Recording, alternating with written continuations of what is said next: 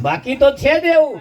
સંત સમાગમ વાતા ખોતા તે માટે રીસયાર આ રજ રજ જેવડો સુરતા બાગમ શા માટે રીસયાર સંત સમાગમ ખોડી કાઢો સુરતા બા બનાવો રે. આ મનાવાનો છે, આ તો હા મનાવાનો છે. અને એટલે કહ્યું હરેક મારી સૈયર આવતા સંતોના લેજો વારણા મનડા મોને તો ભક્તિ વારજો. આ ભક્તિની અંદર તમે પ્રવેશ કરો, ભક્તિની અંદર પ્રવેશ કરો એટલે 3 વસ્તુ ખતરનાક આવે. કંચન, કીર્તિ અને કામિની. આ 3 ના આવતો હોય તો હોમે અહીં આવે. અનુભવ થયો છે અને આમાં જે રીજી ગયા એ અહીં પાછા વળી ગયા. એ અહીં સુધી ના આવે, એ અહીં સુધી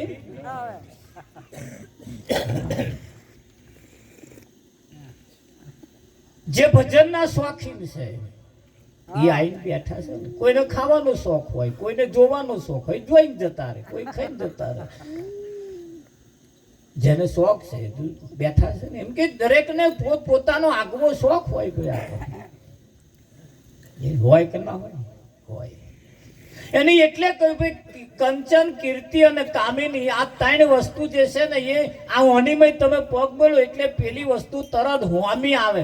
અને એમાંથી જે એક જ્યારે મળી જાય અને જે લઈને ગયા એ બસ પછી એ હોમું જોતા નહીં. પણ સંતોએ કહ્યું ભૂખે મારું ભોંય સુવાડું તનને ખેંચું ખાલ. આટલું કરતોય જો ના છોડું પછી કરી દઉં તને ન્યાલ. કર્યા છે કે નહીં કર્યા?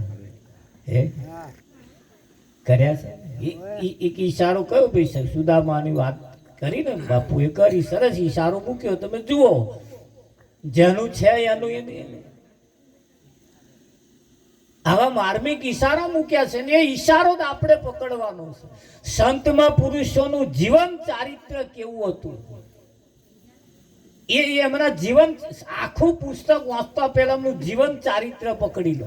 અને જીવન ચારિત્ર એમનું જીવન બનાવ્યું છે. એમને હતું નહીં આવું ભજન કરવાનું ચારિત્ર નતું, પણ એમને બનાવ્યું છે. કેમ? એ પેલા 3ને ના ગણ્યા તારે એવા આ દાવના રહ્યા છે. એ 3ને ના ગણ્યા તારે આ દાવના તમારે ચમનું છે પાછા. ખરું કે નહીં?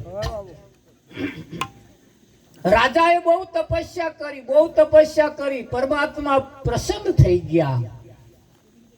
ભગવાન પ્રસન્ન થઈને કહ્યું, રાજાને કહ્યું માગ માગે તે આપું.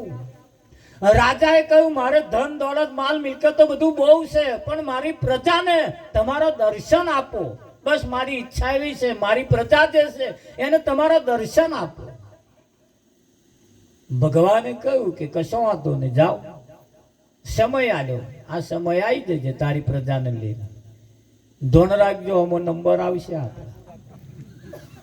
અમારી એક વાત પહેલા થઈ ગયા એ નહીં હોય, હવે થવાના એ નહીં હોય, આજે જે છે એની દોષ.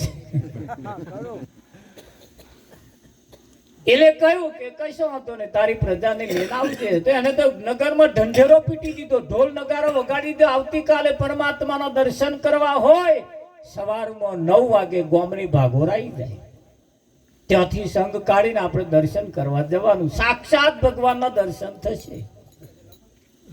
આખું નગર તૂટી પડ્યું અરવિંદભાઈ, આખું નગર તૂટી પડ્યું. ભગવાને વિચાર કર્યો આખું નગર આવે છે, લાય તપાસ તો કરું. એ ગામથી થોડાક આગળ નીકળ્યા તરત રૂપિયાના સિક્કાનો ઢગલો કર્યો મોટો દઈ. જેટલું ટોરું ત્યાં તૂટી જ પડ્યું. કોઈ ખીચામ ભરે, કોઈ ખોરામ ભરે, કોઈ એ તે પોટલો વધે. ચોથા ભાગનું તો યાદ જતું રહ્યું. હા, હવે કઈ ટોરું ઓછું થયું. છતાં હજુ 3 ભાગનું છે. ભગવાને વિચાર કર્યો કે હજુ 3 ભાગનું છે. એક જગ્યા એવી આવી ચાંદીના નરે ઢગલા કરી દીધા. ચાંદી, એ લોકો ચાંદી ઉપર તૂટી પડ્યા. પાછું કંઈક રહ્યું કર્યું, પાછું આગળ હેડ્યું. આ તો એવા હોય ને રૂપિયાને ના ગણે, ચોદી ના ગણે, તો હોનાનો ઢગલો કર્યો ભગવાન. જોયું તાર તો હોના ઉપર બધું તૂટી પડ્યું. કોઈ બાકી રહ્યું તો 2 જ જણો રહ્યો, રાજા અને રોણી 2. રાજા ને રોણી 2 જ રહ્યો. ભગવાને વિચાર કર્યો કે રાજા ને રોણી બેસે જ. હીરાનો ઢગલો કર્યો, હીરા અને રોણી બા તૂટી પડ્યો. રાજા કોળું ચાલે ઘોડી હેણ દર્શન કરવા જવાનું હે.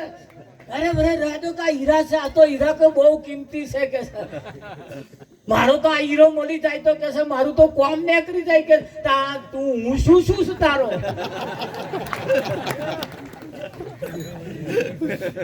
પેલા હીરા કરતો આ જે હીરો છે એ કિંમતી છે, નહીં હોય પેલા હીરો કશાય કોમનો નહીં ખરો, પણ તૂટી પડ્યા ભાઈ.